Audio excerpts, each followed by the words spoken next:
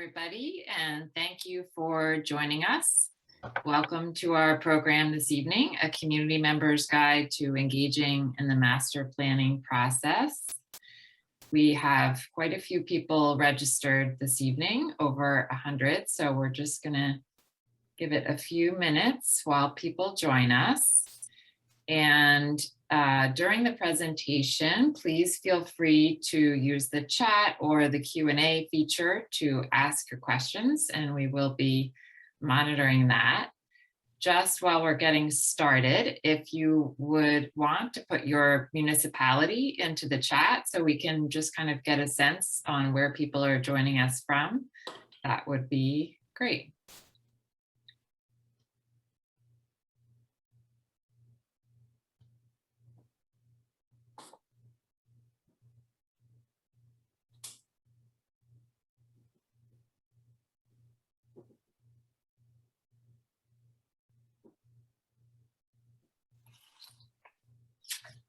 If you're just joining us, I'll just repeat that welcome to the Watershed Institute's program this evening, A Community Member's Guide to Engaging in the Master Planning Process.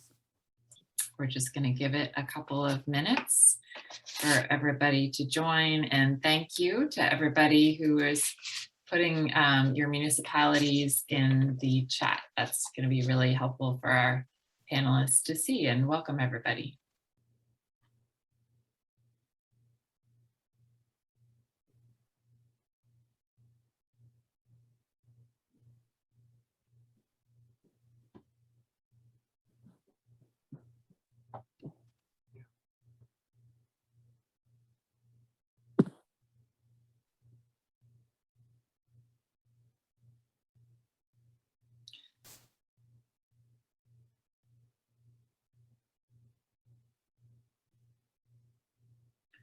All right, well, we have a good group in already, so I think that I will start by welcoming everybody. My name is Sophie Glovier. I'm the Assistant Policy Director here at the Watershed Institute, and I am here with Mike Pissarro, our Policy Director, who is probably a familiar face to many of you.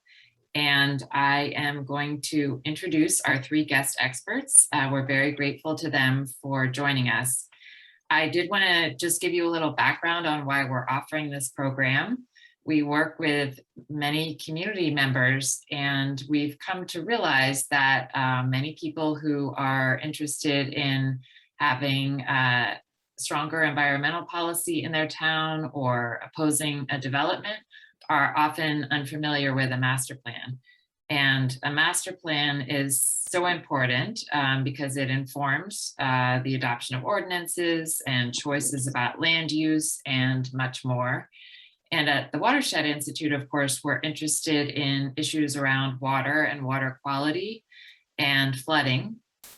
I think especially right now in the aftermath of the two storms we've just experienced. So we did want a focus of this evening to be on how we all can be using our master plans to adapt to climate change and to become more resilient places. So with that, I will introduce our experts. Speaking first is going to be William Horner, who is with Horner & Horner LLC. He is an attorney with offices in Salem, New Jersey, and he's represented planning boards, zoning boards, and development applicants for the past 25 years. He currently serves as the solicitor for the Quinton Township Planning Board and the Woodstown Borough Planning Board and the Township of Mannington, where he is actually going to a meeting this evening right after we finish up. So we will be sure to do that promptly. Second, we'll be hearing from Emily Goldman, who is a senior planner with Clarke, Caton, Hintz. She has over 15 years of experience and serves as the city planner and housing liaison for the City of Lambertville since 2013. Her municipal experience includes preparation of master plans, redevelopment studies, affordable housing plans, land use zoning ordinances, site plan, subdivision, and both C and D variance application reviews.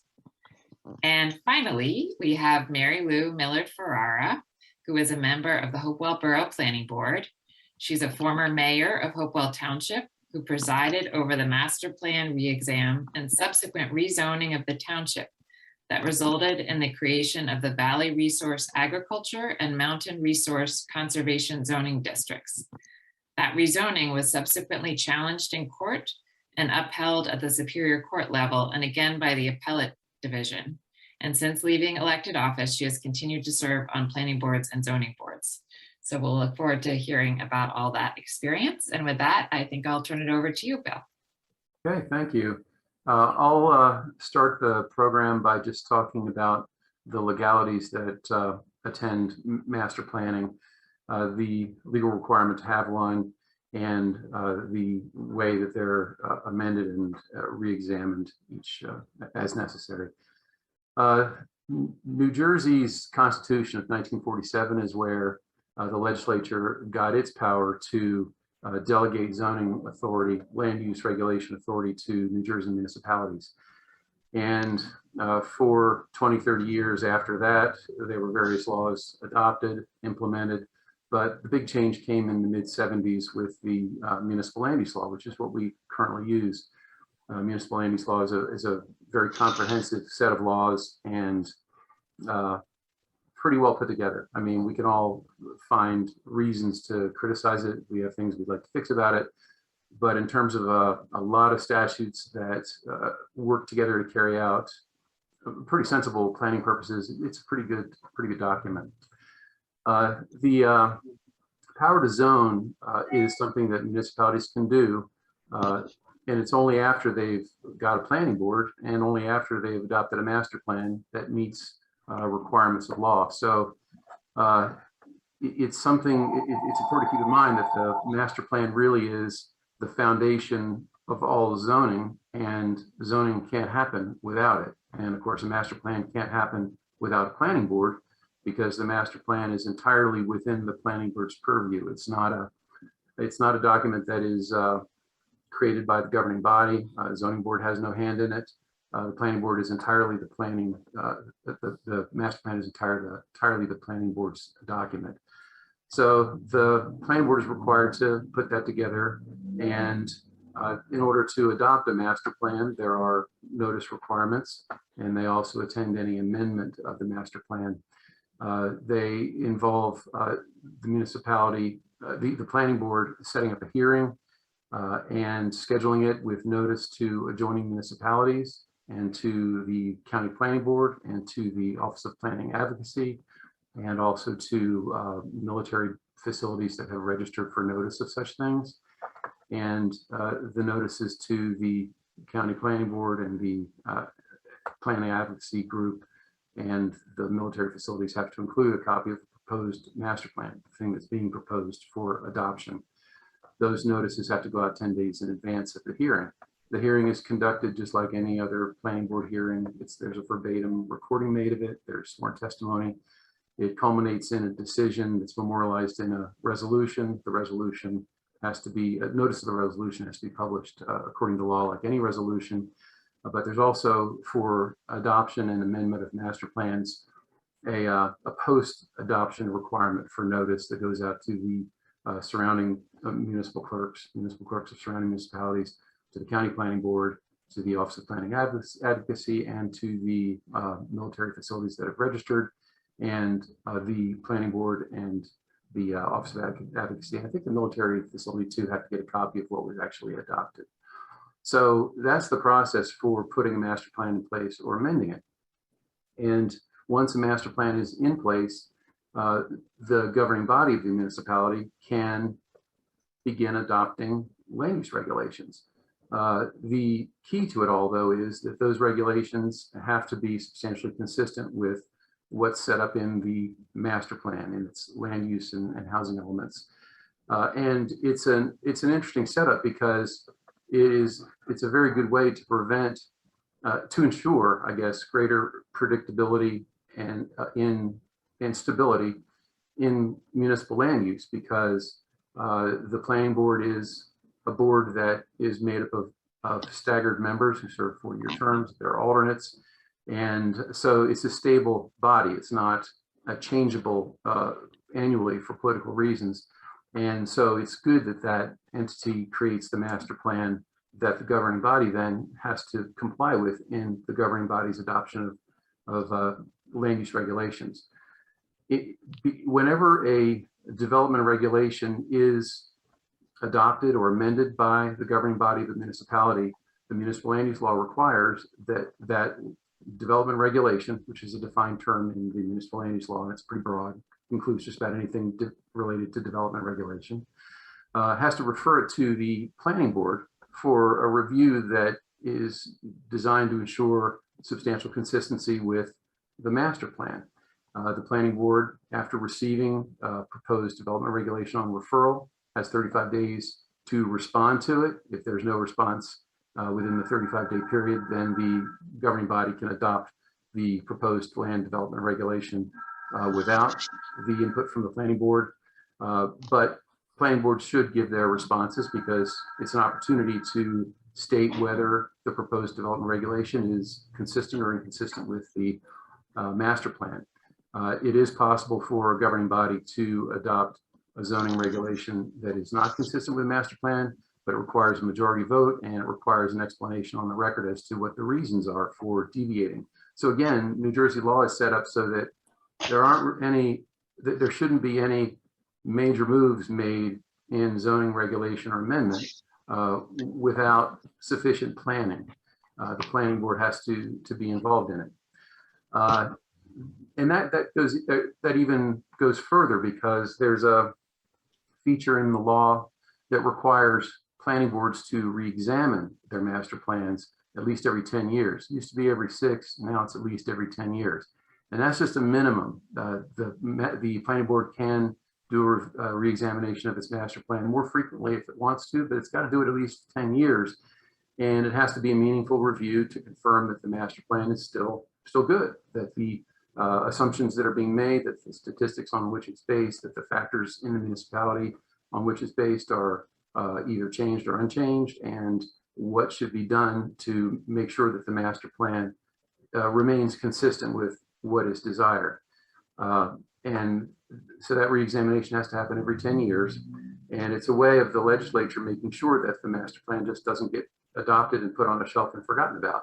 It's a way of making sure that the planning board, as the planning conscience of the municipality, continues to look at that document, make sure it's a living document, a document that continues to reflect the realities of the municipality and also the possibly changing objectives of the municipality from a land use perspective.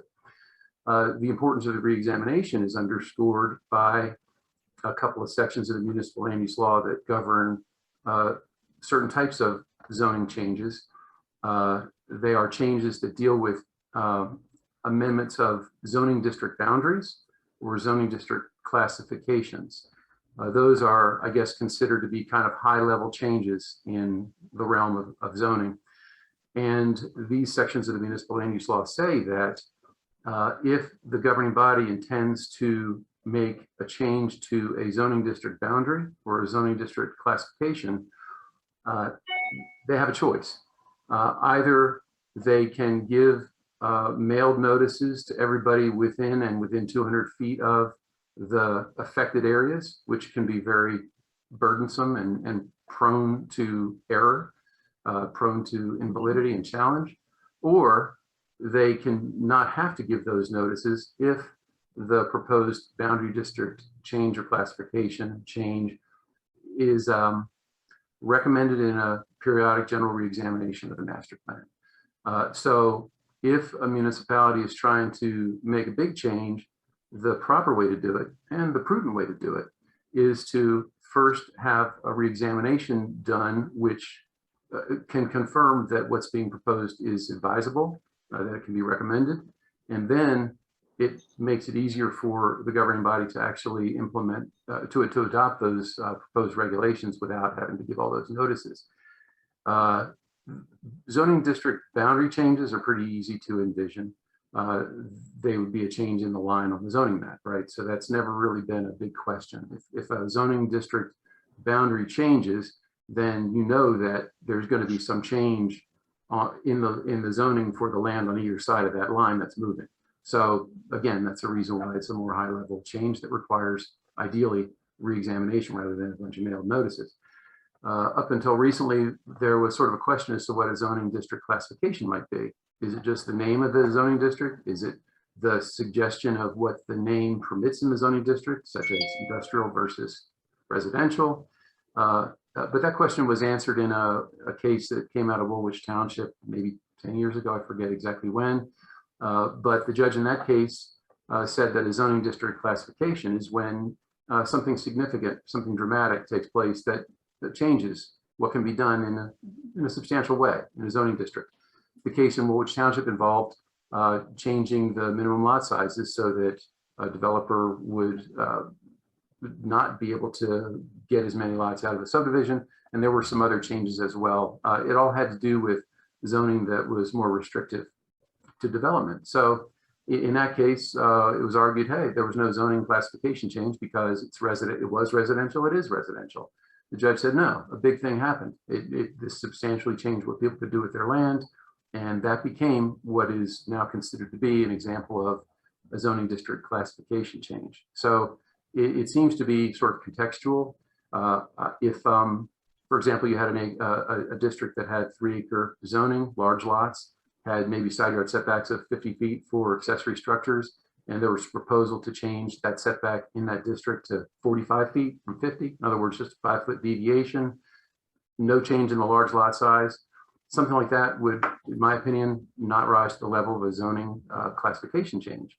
If, on the other hand, you had a zoning district with small lots, say 1/4-acre lots, and the proposal was to reduce the frontages to 30 feet and reduce the side yard setbacks from maybe 15 feet to 0 feet to create sort of a row house look, I think in that context, that would be fairly substantial and would probably be considered zoning classification change that would be best accomplished following a master plan reexamination that actually recommended it. So all those things are just to give you an idea of the importance of the master plan and where it falls in terms of the whole municipal land use law, land regulation scheme. As far as the reexamination is concerned, there are no advance notice requirements for it. It can just happen, but there are post reexamination notice requirements. A copy of the reexamination report and resolution have to go to the county planning board, the Office of Planning Advocacy. I think they have to go to the military facilities that might register for that information. And notice has to go out to the municipal clerks as well, the adjoining clerks of the municipality where the reexamination took place.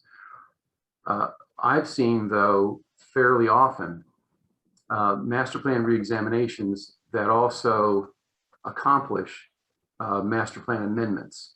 So the whole thing will, in the cases I've seen, culminate in the adoption of a reexamination report, and with it, the approval or adoption of master plan amendments that are consistent with the recommendations in the report.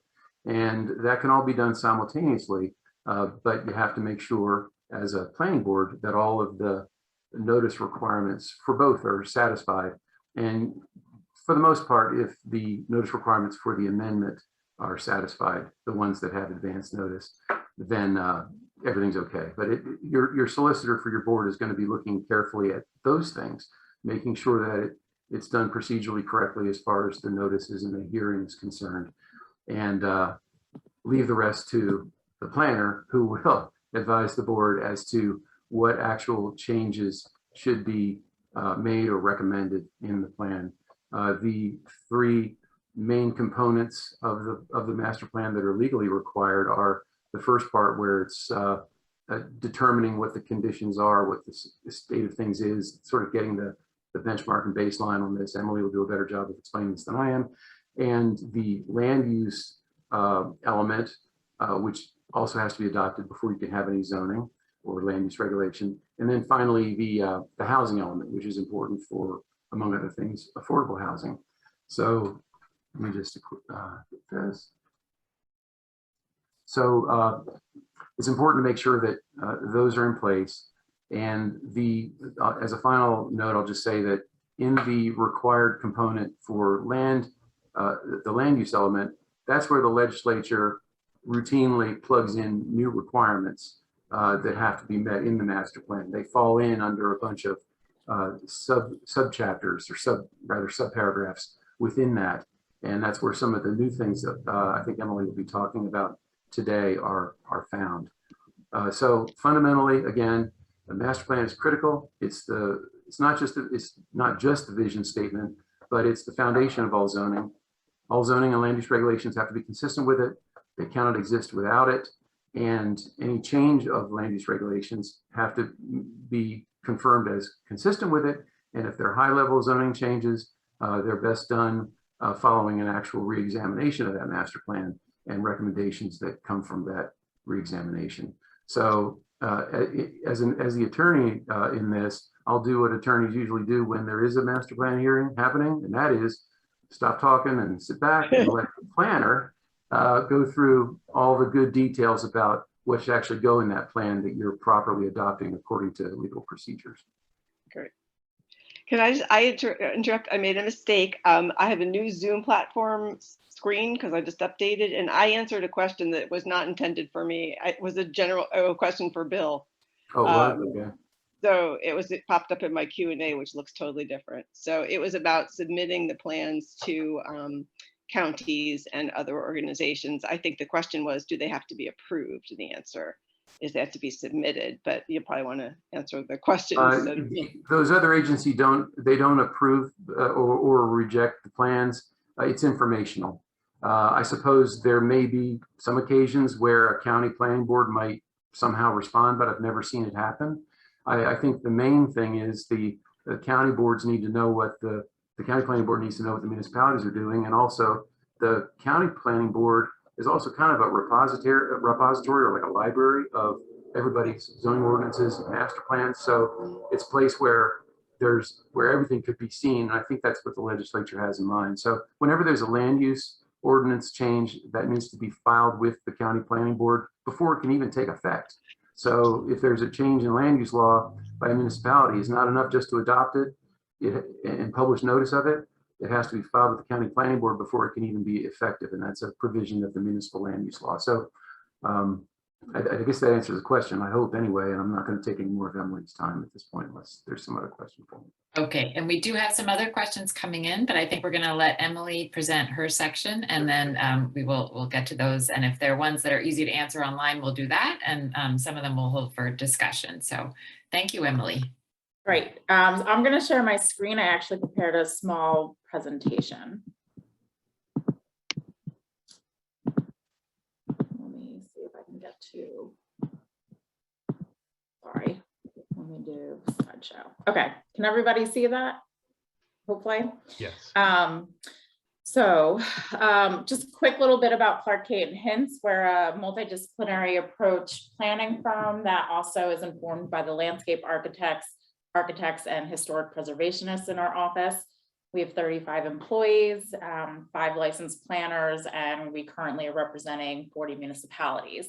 And on the screen is just kind of a number of the kind of our expertise that we have, working in master plans, development application reviews, preparing ordinances. Affordable housing is a big part of our business, preparing redevelopment plans and whatnot. And I also saw, besides Lambertville, I also do planning work in Montgomery, Princeton, Hamilton, Union, and Hunterdon, kind of all over. So I do see some representation from some of my towns. So nice to see you guys. So everybody's here today for really what is a master plan. So, and I already see a typo on my slide, but a master plan is a composite of one or more written or graphic proposals of the development of a municipality as set forth in the municipal land use ordinance. It's really a guide of policies for land use for that municipality. It's the principal document that addresses the manner and locations in which development, redevelopment, conservation, or preservation occurs. And it's really intended to guide the decisions made by public officials and those of private interests involving the use of land within a municipality. Through its various elements, the master plan sets out the vision for the community in the coming years. And it's, as Bill said, it's the legal foundation for the zoning ordinance and the zoning map. The zoning ordinance and the map, which are adopted by the governing body, constitute the primary law governing the use of land at the local level. and the zoning ordinance must be substantially consistent with the land use plan.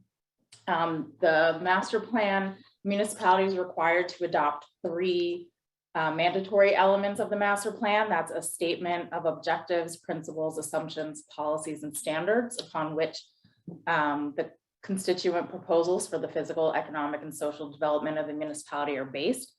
A land use plan element, which I'll get into in a little more detail in the next 2 slides, as well as the specific policy statements indicating the relationship of a town's proposed relationship with the proposed development of a specific municipality to the master plan of contiguous municipalities, the county master plan, and the state development and redevelopment plan. So the land use element. This is the land use element's required to state its relationship to those statements of objectives, principles, assumptions, policies, and standards, as well as the objectives of the optional elements and natural resources within a municipality. It has to show the existing and proposed development and the relationship of that development to the existing and proposed zone plans and ordinances. It must include a statement of the standards of population densities and development intensities, a statement of strategy concerning smart growth, storm resiliency, and environmental sustainability, and identify the location of existing and proposed public electric vehicle charging infrastructure, as well as any existing and proposed airports or military facilities. And most recently, as of February, Governor Murphy signed into law Senate Bill number 2607 that requires the land use plan element to have a climate change related hazard vulnerability assessment, which I will get into a little more detail. So this assessment shall analyze current and future threats to and vulnerabilities of a municipality associated with climate change hazards such as drought, temperature, flooding, hurricanes, and sea level rise. The assessment must also include a build-out analysis of all future development in the municipalities, as well as any threats and vulnerabilities associated with this development and strategies to reduce the risk of climate change related natural hazards. And pursuant, you can see the actual specific language that's in the municipal land use law that is required to be a part of this new analysis is listed out on the screen. I don't necessarily want to go through and read everything word for word, but the DEP has created a local resiliency toolkit, which I do have a link on the screen. I believe everybody is going to receive a copy of this presentation after the webinar. But on the next slide, I just have a screenshot of the homepage for the resiliency toolkit. And there's a lot of great information on here in terms of when a community is looking to just initiate and engage in the process and building the team, their planning team as their professionals and their local stakeholders and the public to help engage that, the data collection and what needs to occur, developing a strategy on what to do to implement changes to help protect against these vulnerabilities. There's also about 14 optional master plan elements. These are things that the municipality may or may not adopt. I'm not going to go through each and every one of them, but some of the key ones like the housing plan element and fair share plan, that's required for any of the municipalities that are looking to seek compliance and at this point, a final judgment or propose with the affordable housing requirements. The utility service plan element, often that is where you might find a stormwater management plan. It would either be included in that element or I've seen a lot of municipalities also create that as its own separate plan element. One thing to note with that is, while a lot of municipalities have updated and adopted the new stormwater management ordinance in response to DEP's new regulations, I've found that a lot of municipalities are actually lacking in adopting that new updated stormwater management plan element. So that's one thing that municipalities need to go back and look at and update those to then be in compliance with the new DEP regulations as well. The recreation plan and the conservation plan element, those can sometimes be combined into a open space and recreation plan. These are often needed if a municipality is looking to obtain Green Acres funding to help with their land preservation efforts within the municipality. This is one of those items that Green Acres will require. So it's something you can either adopt them as the two separate elements or have it as a combined open space and recreation plan. Similarly, if a municipality is really seeking to do a lot of farmland preservation and get funds from the SADC, they would want to adopt the farmland preservation plan. And lastly, the green building and environmental sustainability plan element encourages and promotes the efficient use of natural resources and the installation and usage of renewable energy, public electric vehicle charging stations, conservation and reuse of water, on-site stormwater management, and optimize climatic conditions through site orientation and design. So as municipalities are looking to reduce their carbon footprints and promote alternative energies and better building designs, this might be one of those elements that they may want to look into adopting.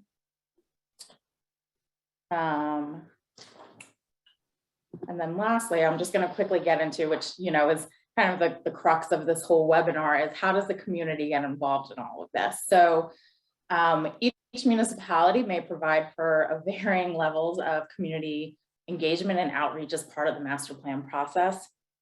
I think depending on what type of master plan element that they're doing, will kind of steer the amount of public outreach and engagement that they have.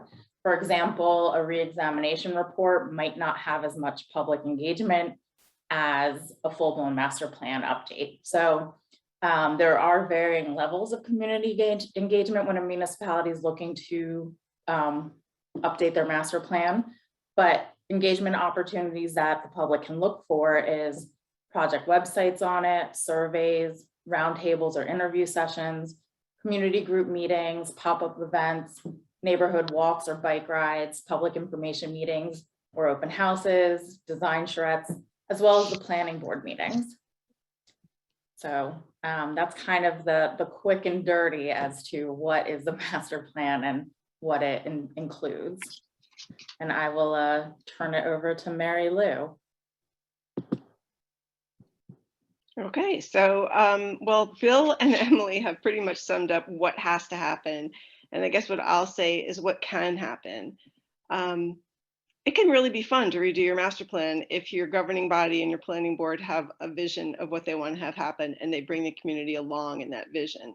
And a lot of what Emily is talking about, visioning sessions, roundtable talks, tours around the town, literally bringing in the high school kids, things that you don't ordinarily get to do can happen, because how you run your master plan meetings and how you get the input that you need to create a really new master plan is really very much up to the town. There's no set way to do it except for what's required in terms of notice, that everyone has to get the appropriate notice. Some planner, who I can't remember now, but he was so right, said that your town gets the development you deserve. And if you don't know what's in your master plan, you don't know what your development will look like in the future. So it's very easy today to get your master plan. Everyone has them on their websites. In the olden days, you have to go down and ask them to dig them up out of the basement and give you a copy of the master plan. Now you can literally go to your municipality's website, read the master plan. Does what the master plan is envisioning to you look like what you want in your future? Because it will be what you have in your future. I'm really excited that the governor has included this new build out analysis in the climate change part, because there's a lot of master plans that don't really tell people, here's our master plan. What would happen if this master plan was actually implemented? What is the final stage? What is full build out at this current master plan vision? If you have someone do that, or if you just do it yourself, you might be surprised at what your full build out could be. Now, apparently, build out analysis is going to be required. And I think that's so positive because people will understand, like, what do we need to change our master plan to have the final outcome that we want? Of course, this is all very different for different municipalities. If you're in a very, like right now, I'm in Hopewell Borough. Okay, we don't have to really worry too much about our build out. We're pretty built out. But Hopewell Township, where I did participate in the master plan revision, a major one, there were just mass quantities of open space, farmland, corporate areas, things that you would really have to sit down and say, what will this look like if we proceed along the line that the current master plan has laid out for us? And where can we potentially end up? And that's a question that I think everybody wants to ask themselves before they engage in the master plan process in their town. But I do think it can be something that once you sit down and you think, what should we change? This is the way to get to positive change. So I encourage everybody to participate and happy to answer any questions. Great, Mary Lou, thank you very much. There are a lot of great questions in the chat, but I'm going to open up with a couple of my own. And so, Mary Lou, I'm going to start with you because, I guess there's two ways to do the master plan or even the re-exam. The township or the planning board and the planner has a vision, they draft it and they unveil it. Or more like Emily was talking about, more of a process of soliciting input. And one is obviously quicker than the other, but do you see benefits or detriments to sort of either approach? Well, I think you're right, Michael. It does depend. So obviously in Hopewell Borough, we are about to undertake a re-exam, and we are a small municipality with not a lot of massive things that can change, but a lot of things are happening to us. Climate change issues, flooding, things like that. Fortunately, it's easy to reach out to like 2,000 people, as it is easier than it is to reach out to 25,000 people to try and get them involved. But I do think that when you have a major goal or a conflict between the vision of the current master plan and the community's desire for what the community should look like in the future, that's when it's time to undertake the big master plan revision. And that's literally, I've seen municipalities not only, do outreach, but send a postcard to every household in the town saying, come to this master plan meeting. Okay, that's expensive. It's not always popular, but that's one of the ways you get people to show up at your review and explain to them what's happening. So much of it is education and telling people why they should even care. Remember that your 2 members of your governing body are on the planning board. So a lot of so Bill didn't cover this, but there are 4 different classes of members on the planning board. One of them is the mayor or his designee. One of them is a member of the board. It's another member of the board. One of them is a staff member or environmental commission member or somebody else, zoning board member, and 4 of the rest of them are just average citizens. Okay, number 1, if there's openings, get on your planning board. Number 2, your mayor and the other member of his governing body may be there with hopes to do something big. So those are the people to talk to see if they're going to make a big outreach. And frankly, in my opinion, that's their job.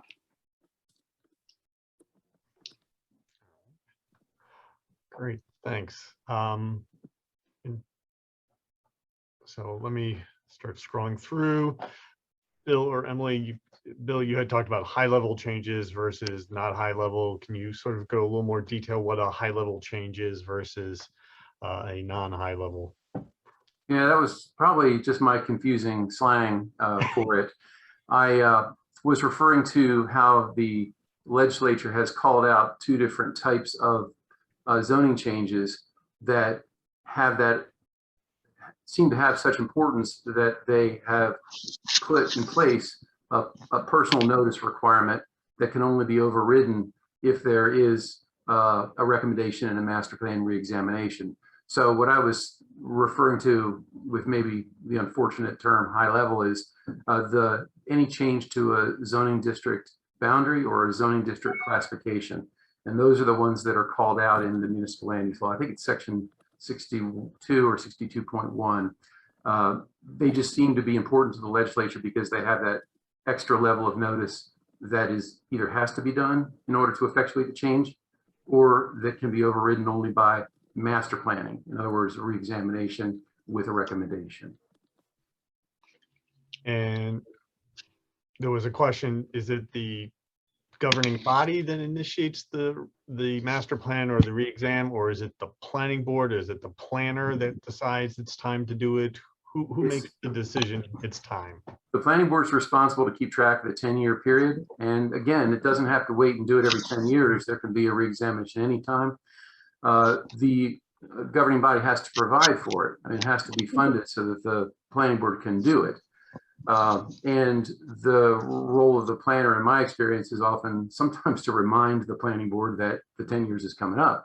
But also, the planner's advice is just critical in helping the planning board, the subcommittee, the planning board, or whoever's doing the work to make sure that the proper things are being considered and that it's proceeding in an orderly manner. So it's definitely something that the planning board is responsible for and solely in charge of, but the governing body has to provide for it, and the planner is a key part of it. So Emily, is there a relationship between an NRI or environmental resource inventory and the master plan? Does one inform the other one? Does it one control, or how do you sort of combine the two so they're sort of working together and reinforcing each other? Absolutely. You know, a lot of the master plan elements, you know, that's part of the, what are the existing conditions, and the NRI and the ERI, that's really identifying the existing environmental resource conditions of a municipality. So I find that very much tied into basically the land use element. You know, it could be considered, you know, maybe it's considered a sub element of that, but when I see an NRI or an ERI, I always just consider them part of the master plan, even though they're not listed per se as a specific element in the municipal land use law. Can the optional master plan elements be combined, such as conservation and environmental sustainability? You mentioned the open space and recreation one. Those are very regularly combined. Can they all be combined, or? Yeah, you know, it's sometimes I'll see municipalities create one large document that has every single element in them.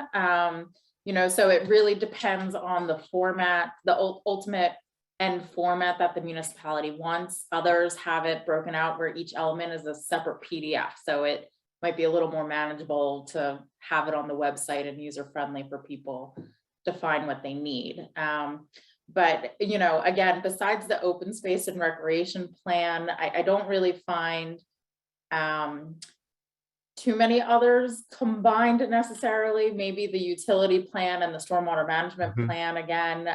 Sometimes I see them separated, but those would be ones that I would see combined. But I don't really see like, you know, the economic development plan combined with a farmland preservation plan. So it's, you know, you just got to kind of think about which ones you're combining and if they kind of sync together. All right.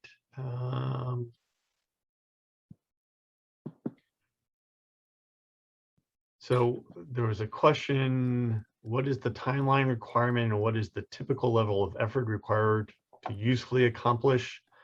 It says the February mandated update, but I'm assuming just to update the master plan or one of the elements. Is there a timeline requirement? I know there's the 10-day notice, Bill, that you mentioned, but does it have to last a certain period of time, or can it literally be one meeting and done?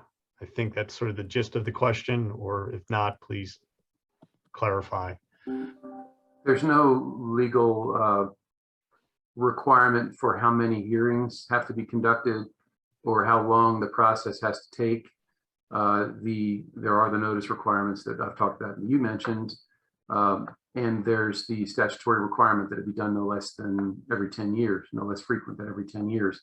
But if certainly a planning board could, if it has everything done correctly through its workshops and it gets all its public input, through various ways, maybe even non-hearing forums, gets it all together and then has a hearing where the full plan is discussed and everybody's satisfied that they've had sufficient discussion of it and the board is content with it. It can be adopted in a single hearing, a single meeting.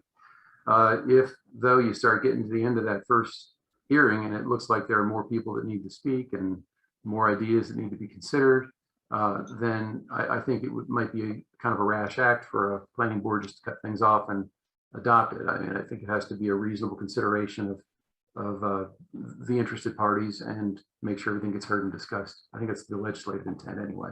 So it's common for them to be extended across numerous meeting nights. I think, I'm reading along with the questions here, and I think the attendee was really asking more about when the new land use element and that climate change hazard vulnerability study needs to be adopted. And the municipal land use law basically just says the next time the municipality adopts a land use element, it must include that study. I think, there's certain municipalities that might want to consider doing that sooner than later. Ones that might have just been significantly impacted by Ida might want to think about, updating their land use element sooner than later to start figuring out how to prevent the damage the next time. So I think that might be a great segue to talk a little bit about levers within the master plan that can be used to address flooding and some of the hazards that we've seen. So could you talk a little bit about that? Sure. In terms of the master plan, you really have those two items. There's two items to really address flooding. It's the stormwater management plan, which addresses potential flooding impacts from new development, specific new developments, versus this new climate change related hazard vulnerability assessment. So both of those will really address stormwater and flooding impacts. I think that the next step, changes in zoning, which aren't necessarily part of the master plan process, but those are the regulations that then are created to implement a municipality's master plan. So then, if a town has their stormwater management plan, they now have this climate change related assessment, or even if they don't have that done yet, but they're concerned about flooding, some of the things that ordinances they can look to adopt to address flooding are the new updated stormwater management ordinance, a stream corridor protection ordinance if they don't already have one, steep slope protection ordinances, tree removal replacement ordinances, as well as looking at what the impervious cover limits are in all the different districts. And could you just talk a little bit about just specifically in what order you started to talk about that? But, if a community member thought that reducing impervious cover was something that was really important, in what stages would that all those things have to happen? Yeah, so I mean, there are ways that you can go about. It's not a one order fits all type of a thing. Governing bodies are able to adopt ordinances that are not substantially consistent with the master plan, so long as the resolution or the ordinance adopting them specifically states that it's inconsistent, and this is why, and with, that they will make them consistent. So, if a town doesn't have their updated stormwater management plan adopted and they haven't done a re-exam, they did their re-exam a year ago, so they don't necessarily need to do another re-exam again for another 9 years. They can still make those zoning changes and acknowledge the fact that this zoning change is necessary to help for the public, public health and safety and welfare. And we recognize that it's inconsistent with our master plan, and we have to correct that in the next master plan change.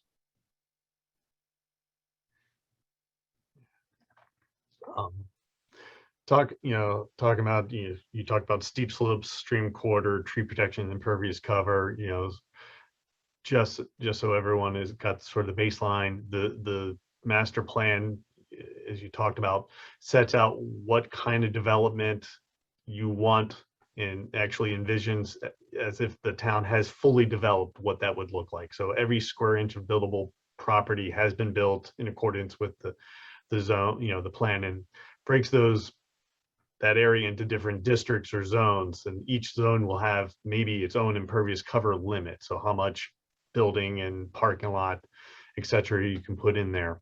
One of the things is, Mary Lou mentioned, some towns are fully built out. And they may want to go back and look and saying, how we fully built out may not have been the best way given current circumstances. Are there any tools they have to sort of correct or fix or give some relief to the current conditions and to reshape the town? Yeah, I mean, those towns that are fully built out, you're really then dealing with infill development, smaller infill development, or redevelopment. So it's then looking at those standards. You don't want to necessarily change your zoning so every single existing lot is now a non-conforming lot, or there's a non-conforming use on it. So it's really looking at then those projects moving forward for that infill development and redevelopment of parcels. Yeah, there are a few towns that most of the development in their districts or their zones are non-conforming, and that then results in every application being a variance. Yeah, or you need to, if you are going to change it, you need to make sure you include a lot of different grandfathering clauses. I know a lot of the municipalities, Montgomery is a great example. When they downzone the Summerlin Mountain Range districts, the residential districts up there, there's a ton of grandfathering clauses now for those lots that were created prior to, I think it's like 1980 or 1970 something, that were in existence, that were this size prior to this date, they're allowed to use one of the smaller or the higher density residential zones versus the lower density ones. So, if you are going to completely relook at a district and the bulk standards for it, then you do need to include those grandfathering clauses. Otherwise, you'll have a lot of single family developers having to go to the zoning board just because of a zoning change. Are you legally required to have a grandfathering provision in the rezoning? Because it would seem to me then you've frozen the existing structure and you can never improve upon it. You're not required to have a grandfathering clause, but at the same time, if a municipality has created that non-conformance through a rezoning, say a subdivision was approved in the 70s and now it's 2000 and the municipality reduces the density of that district, you have all of these lots that were previously created as conforming approved lots. Now they're not. So it'll just be a lot of applications in front of the zoning board, which you can do. It's a lot of money for single family homeowners that to pay for a board application if they want to do a small change. I think if it's going to be a tear down and they're building something new, in Montgomery, I know that their grandfatherings are if it was an existing vacant lot. So if they're looking to demolish the existing structure and then build, then they have to meet whatever the current zoning is. So it depends how you also phrase the grandfathering clauses. Bill, did you want to add anything to that? Yeah, there's no legal requirement for grandfathering, but as Emily pointed out, it's pragmatic sometimes to have it. You do have to be careful not to wind up with something that really treats similar lots differently for really no good reason. I mean, if you're allowed to develop 1 acre lots that already exist, and there are lots of them everywhere that are going to be developed because they already exist, is it really such a terrible thing for new lots to be able to be created at 1 acre? And a municipality that does any grandfathering has to, planning board that it's going to be reviewing it, has to make sure that there is a legitimate objective, legitimate reason, and it's not just an unfair way of treating subdividers as opposed to the people who are already here with existing lots, the new versus the old people, so to speak. So that's just a concern that I think should be in the backdrop of any grandfathering decision. Mary Lou, did you want to add anything to that, or? No, I think Bill covered it. It was just making me think about the fact that so often it's for a reason, like it's the Sourlands. So it's a specific region that is different, by its geology, by its percolation abilities, whatever. So it made sense for Montgomery to call that area out and do a special zoning for that. I mean, special size for the lots there. Talking about creating variances, I know when someone comes to the variance, they have to show that it's not detrimental to the master plan. And there's a whole series of categories. Can you sort of talk about the importance of the master plan to reviewing variances and how that works? Emily, do you want me to do it legally, or do you want to talk about it as a planner first, or do you want to handle it? Why don't you go with the legal way first? I'll start with the dull legal part. For a use variance, for example, there has to be a positive criteria showing by an applicant for a use variance and a negative criteria showing by the applicant. Both have to be satisfied. A use variance, I'm going to use the word high level again. A use variance is a big thing because it takes a use that's not permitted in a zoning district and wants to allow it to be there. So picture zoning district that is all residential and someone wants to put a gas station or a store or something there. So it's a big change. So only the zoning board can handle that sort of thing, or a smaller component of a planning board that has zoning board powers. And the applicant has to show the positive and negative criteria. Well, the positive criteria is the good reason for granting the variance that's being requested. And in order to find some good reason to grant the variance, it's not just so it'll help the person who wants the variance. It has to have something that promotes the purposes of zoning, promotes the purposes of the municipal land use law, master plan, something that's accomplished for the greater good. Or there could be, in some cases, a hardship that might be sufficient as well. But typically, it's something where the proponent shows that there's a good reason for it. The negative criteria is where the board also has to make a determination, and it has to do with the degree of bad things that are going to happen or might happen if the variance is granted to accomplish the good thing. So the negative criteria is where the board looks at impacts on surrounding properties and looks at whether or not it's consistent or inconsistent with the planning principles that are going on there, so that you don't wind up in a situation where the board grants the variance for the good reason but creates substantial problems on the negative. And there's also a requirement that some reason be articulated to show why the thing being proposed was somehow omitted from the master plan as something that's acceptable in the zoning district. I think that's called the enhanced quality of proof or something to that effect. It's something that's developed by case law. So even in granting a variance, which is a deviation from requirements, the board that's hearing the matter has to be cognizant of what the master plan is trying to accomplish and what the purposes of the master plan and municipal land use law are. It can't just be an arbitrary grant of a deviation. It has to be thought through carefully for the positive criteria and the negative. And I think it's probably good for Emily to pick up on it at that point. Yeah, when my firm, when we do application reviews, whether there's variance relief or not, we always include actually a master plan review as part of our reviews to see if the project is consistent with the master plan in and of itself.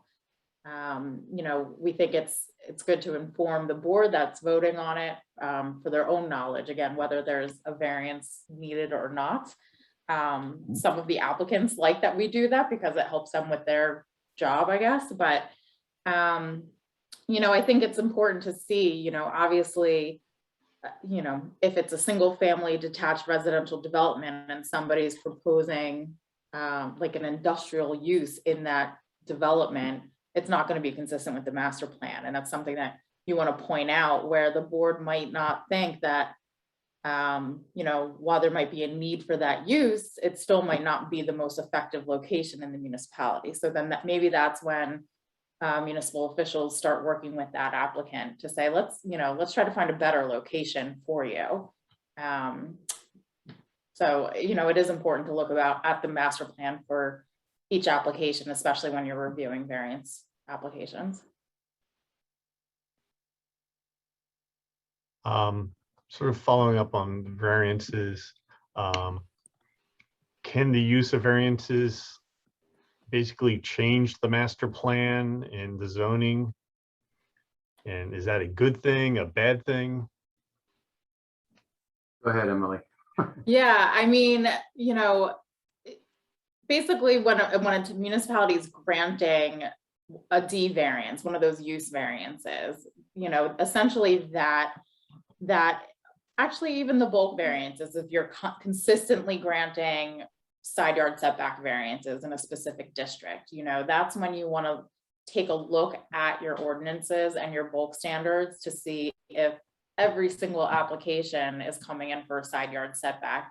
The municipality might want to relook at what those standards are and if they're really, you know, worthwhile standards, I guess, or, you know, is it something that can be modified a little bit if they're seeing that nobody's actually meeting them? You know, are they too stringent? Or you know, or the boards can decide, no, we actually want this stringent of a setback. They can deny the bulk variances. So, you know, you can use that, use it either way, where you can really, the board has the power to grant or deny the variances. If they're choosing to grant them, then they should really relook at that ordinance and see if the standards in general should be changed. Or again, with use variances, you know, those usually, if the same district keeps getting applications for use variances, maybe it's, you know, the fringe of the district that's next to,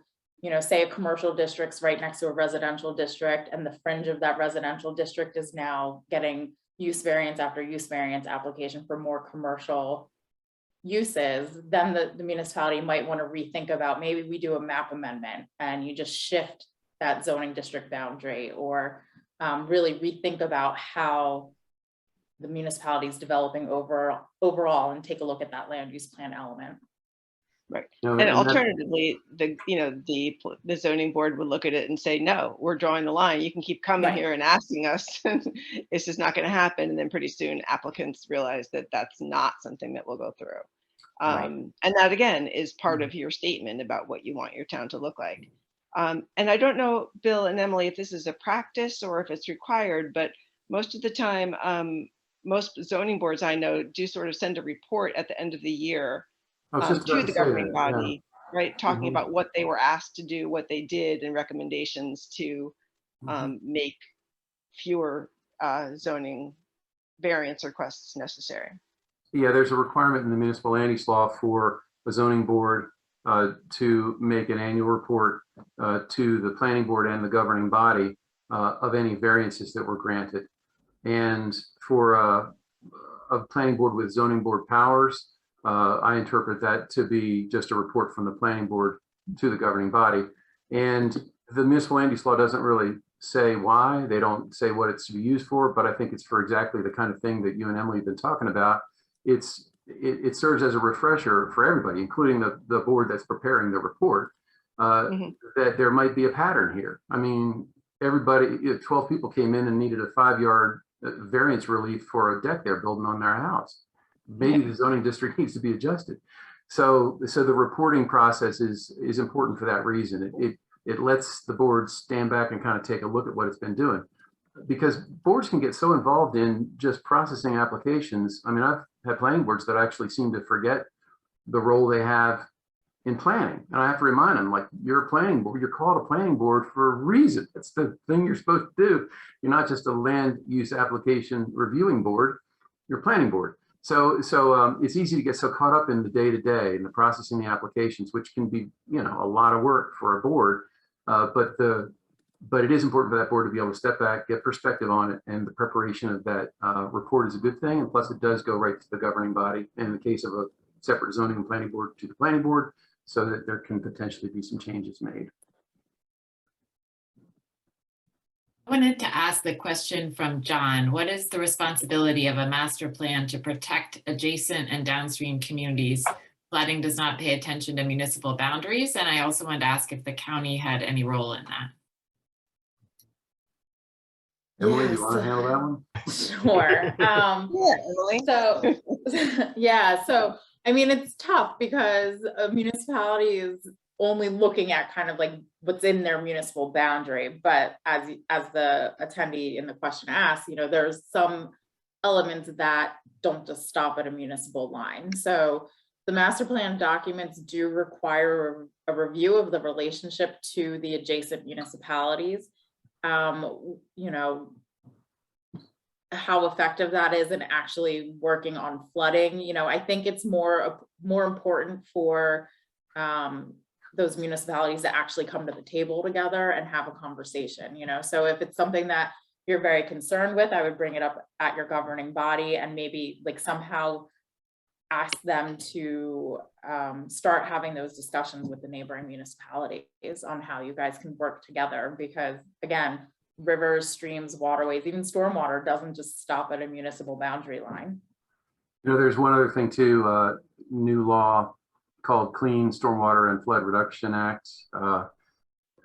That allows for municipalities to join together or with counties and with authorities and utilities. And it's a little bit complicated and I don't know it verbatim, but it does seem to present a way that adjoining municipalities could work together with a single utility type or department based or shared service based way of working together on stormwater problems.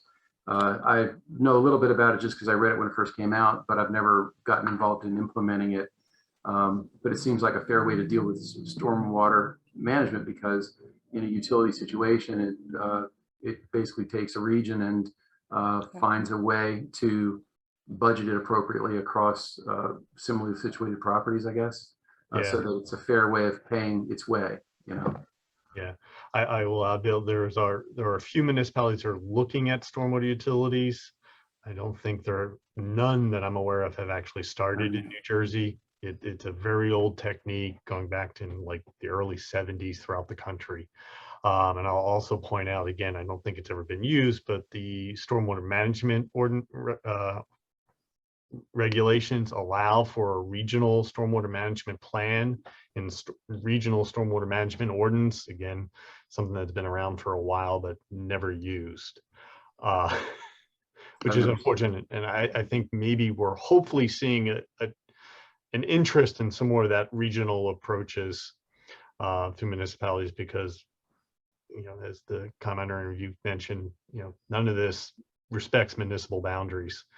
Are there any legal hooks or planning hooks that a neighboring municipality can use to sort of get a stronger input or stronger say in a neighboring town's municipality, or can they just show up to the planning board hearing on it and make comments like a regular person? And I think they just make comments like a regular person. I don't think I've ever, the notices go out to the county planning boards and the municipal clerks, and I've never seen anybody come in to the hearings even. And I don't see anything in the municipal land use law that gives any kind of special, as you say, leverage or hook or anything. It's just an interested person, which is the defined term in the municipal land use law. They have to have a chance to be heard.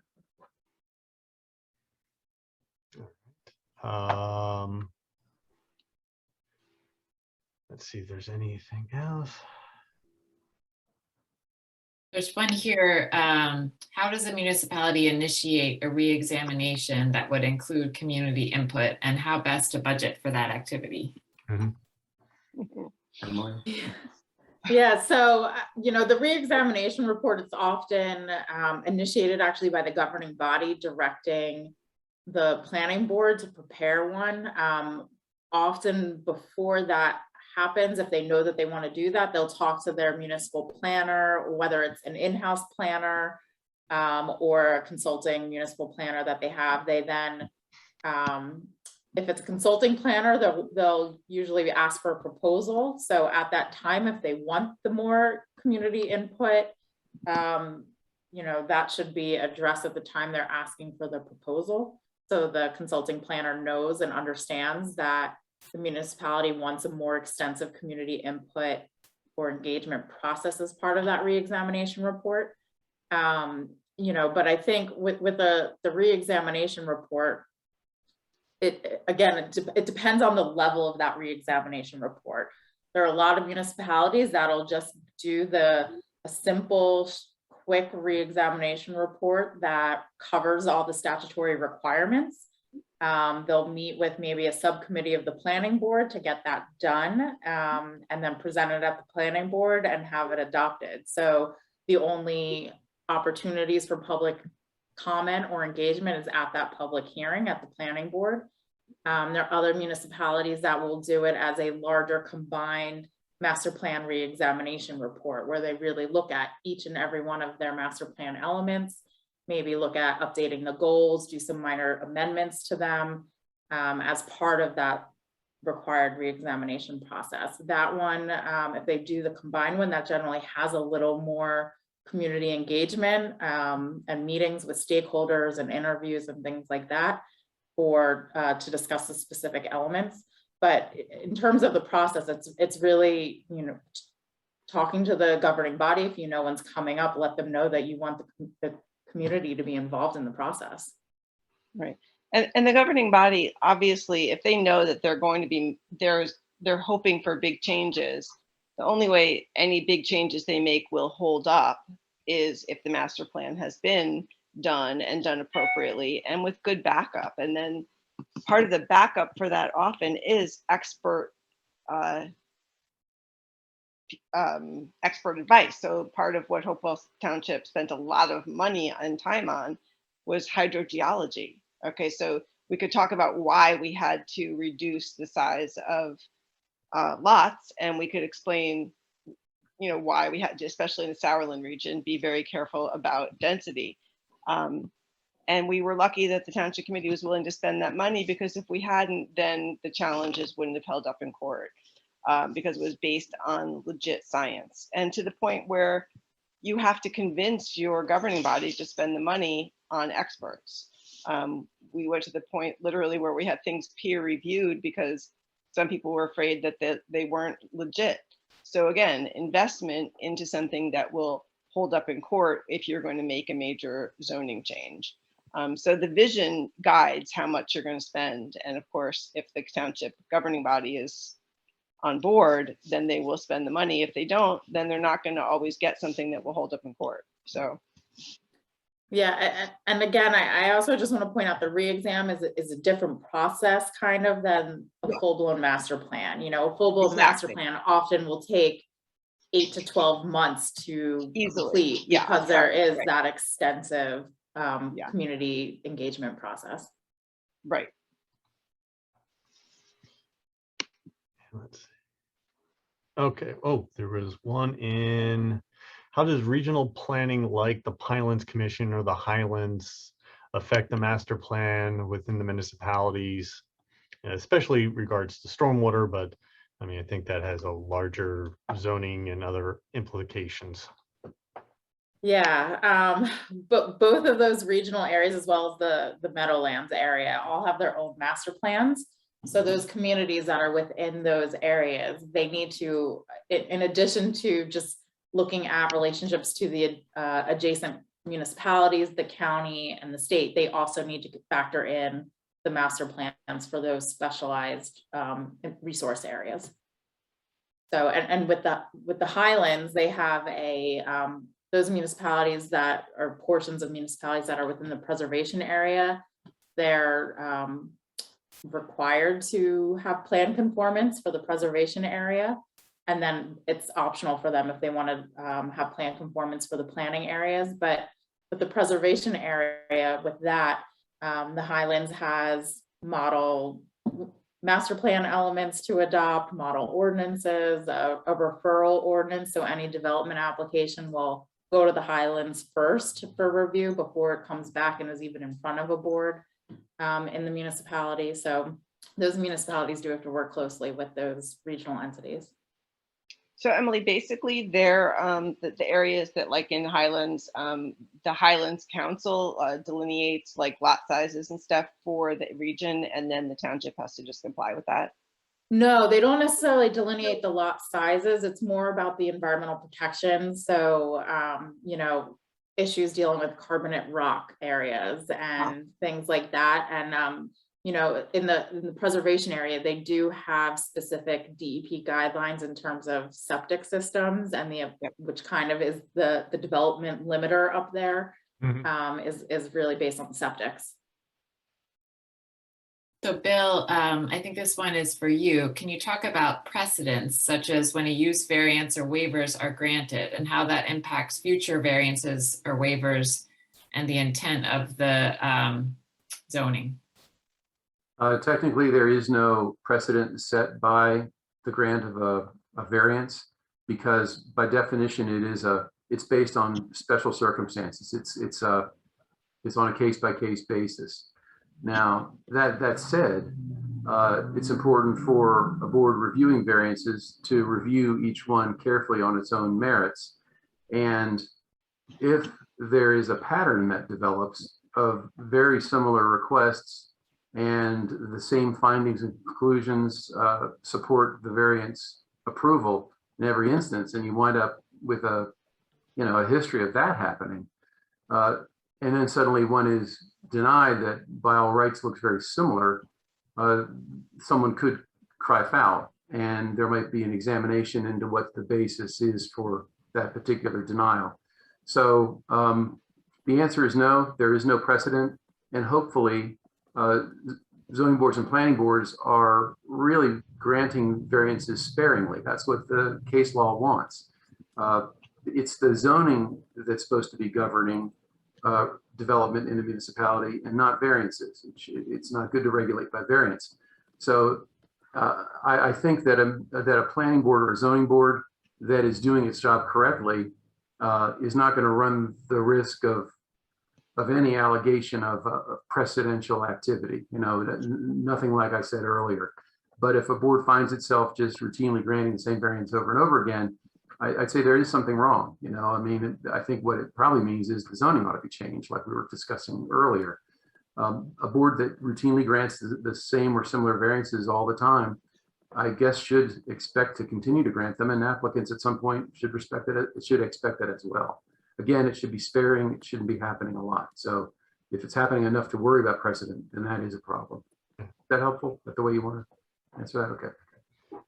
There's one town I know of that was very proud of never rejecting a variance request. I don't think that was a problem with the master plan. I think that was a policy decision. The court says sparingly. That's the word to keep in mind when you're thinking about variances. If you stick with the statute, it's easy to do that too, because the language in section 70 of the municipal land use law really presents a high bar.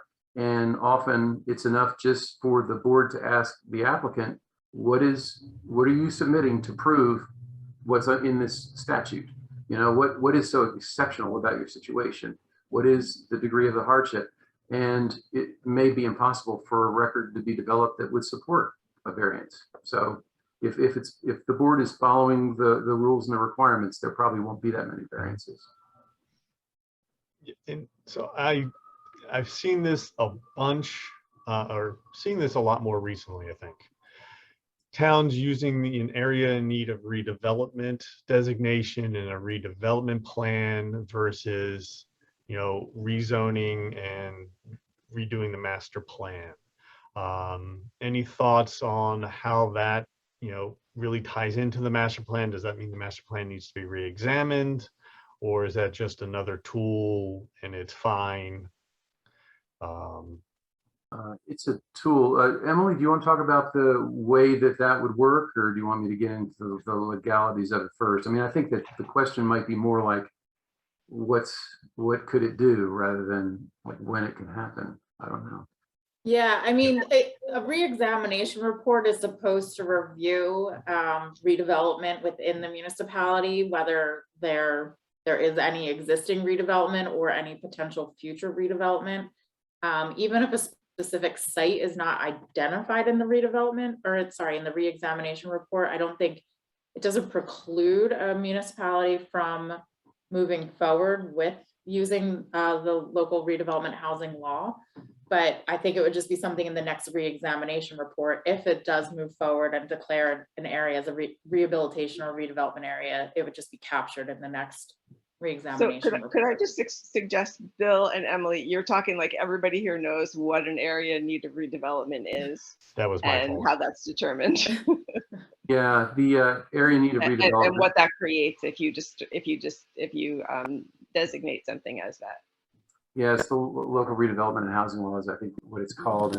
And the first thing that happens is presumably somebody, the municipality, the planning board, somebody identifies a parcel of land or parcels of land that aren't living up to their potential given regular market forces. Just something should be done there, and it probably isn't going to happen because of some problem. That's very general way of looking at it, but what happens then is there's a direction given to the planning board to conduct an investigation of that particular area to determine whether it has any of the factors or characteristics that would make it appropriate to be designated as an area in need of redevelopment. And those, Emily can probably run down the list by memory. I just think of it generally as, in the old way, it was just referring to it as blight. You know, maybe it was developed for something that is no longer functioning right, like old warehouses from the late 1800s or something like that along the riverfront. Impediments to something that could be much better, like a promenade or a row of stores or something along that riverfront. And this is not in the municipal land use law, it's a separate set of laws.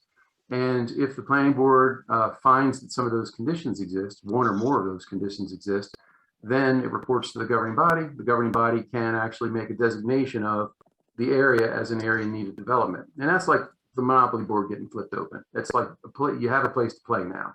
So once that's done, then there is a plan of some kind, a redevelopment plan that can be put in place to bring about what folks think should happen there. And that plan can be, on the one hand, something where a specific development is proposed, or on the other end of the scale, it can be any kind of good development, and there are maybe some tax incentives put in place to bring it about.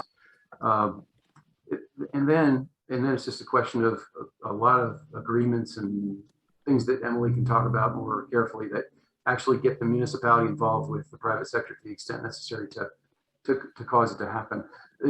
In terms of its relationship to zoning, it can either the plan can either replace the zoning, or it can supersede, that's the word that's used, or it can be an overlay so that once the plan is in place, the underlying zoning can still be the rules of the game, or the property owners can opt to go with the redevelopment plan.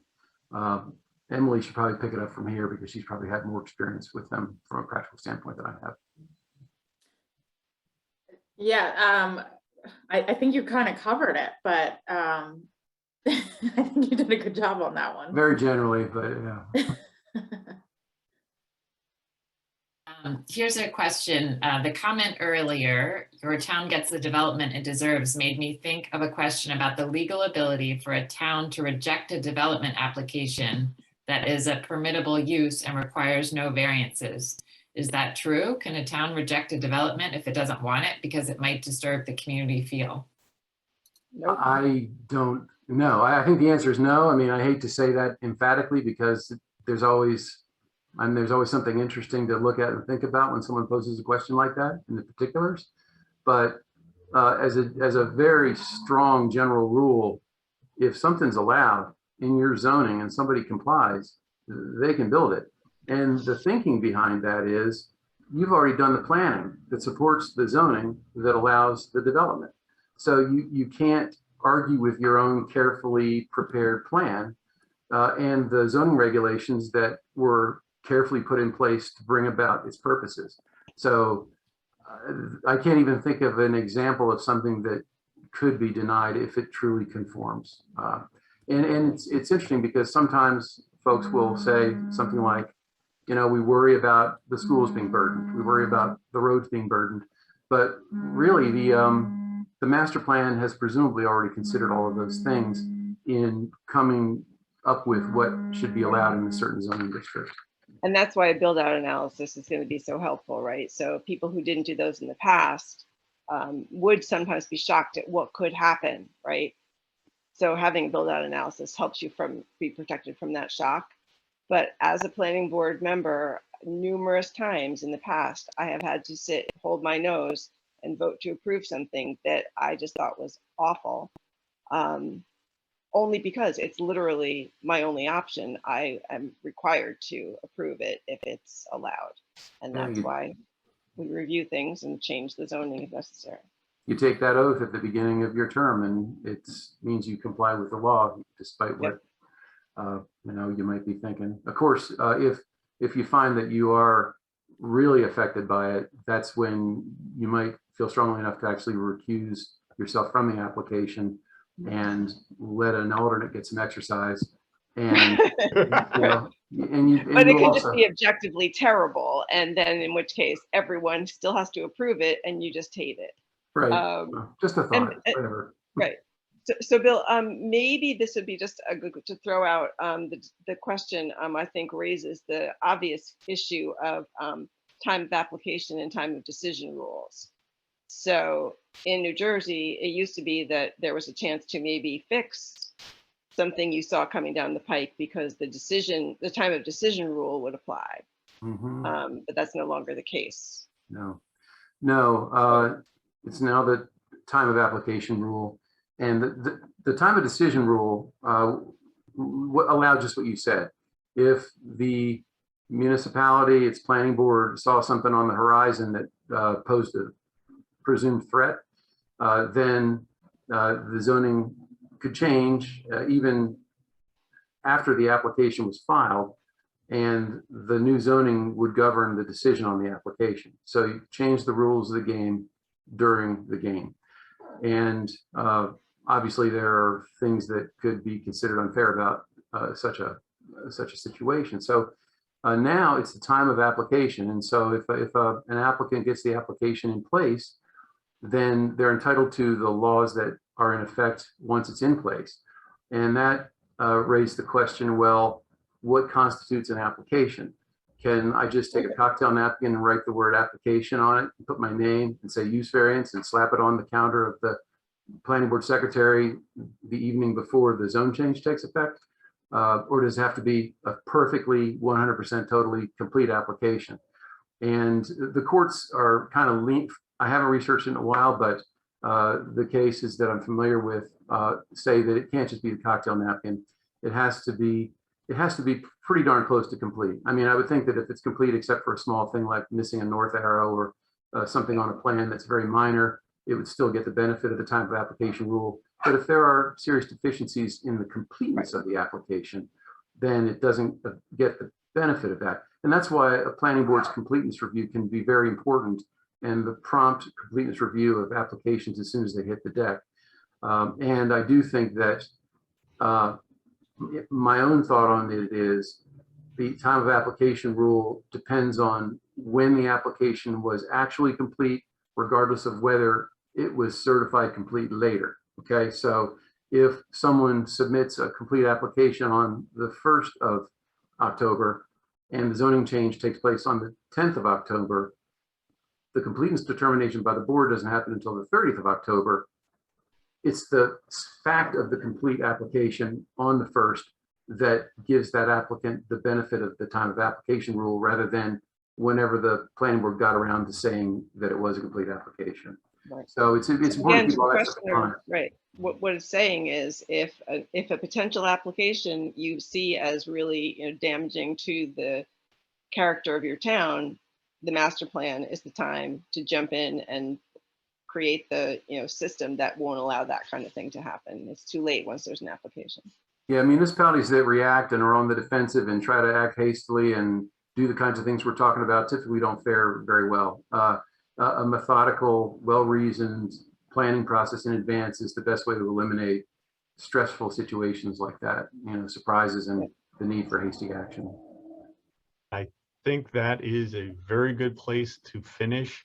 The importance of the master plan and the reexamination, because you get what you plan, and if you don't know what you're planning, you get what you get when you find the applications come in. So, I want to thank Bill and Emily and Mary Lou. This has been great, and I've learned a lot.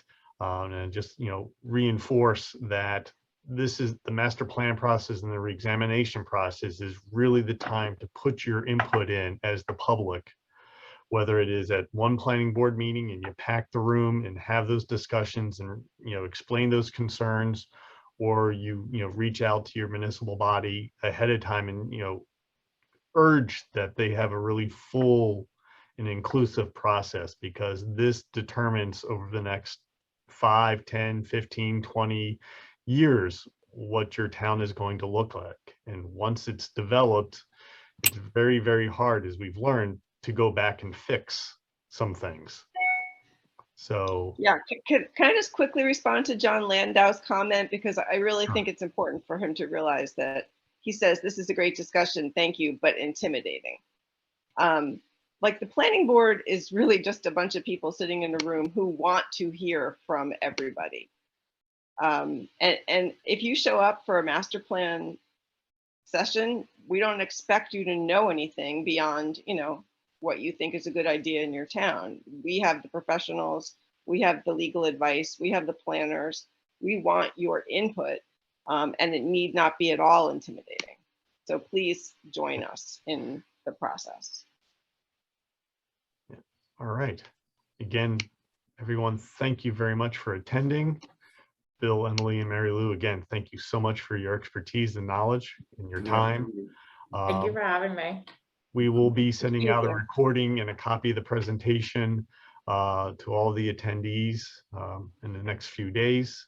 And just a very quick plug for, we have a Watershed Conference. It's a 3-day hybrid event starting on November 3rd, 4th, and 5th, where we have 17 sessions on various topics, from the New Jersey climate change rules that DEP is going to come out with in the NJPAC, to does your town need or want a stormwater utility, as Bill was talking about the law that passed 2 years ago, to how to get green infrastructure and fund that. So we have information on our website to that. And then we'll be sending out information. We are running a community watershed advocacy program, training people to understand, the master plan process, how to get involved, how to advocate for what you think is right for your town and your community. So we'll be sending out information if people are interested in that as well. And again, thank you so much, and everyone have a good evening.